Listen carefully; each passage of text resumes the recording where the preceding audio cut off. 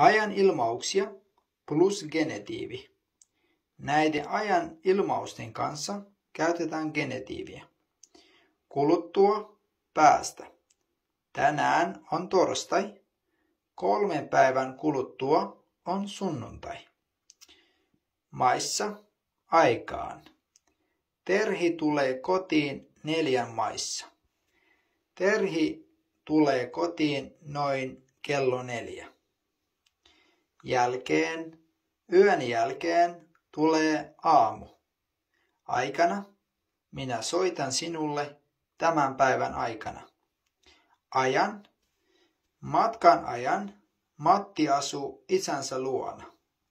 Kuluessa saatte vastauksen 10 päivän kuluessa.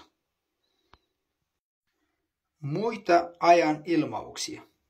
Sitten tänään on torstai, 2 päivää sitten oli tiistai.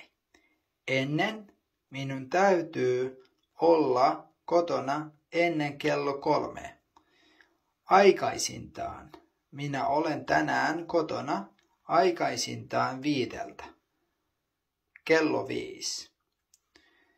Viimeistään minä soitan sinulle viimeistään huomenna.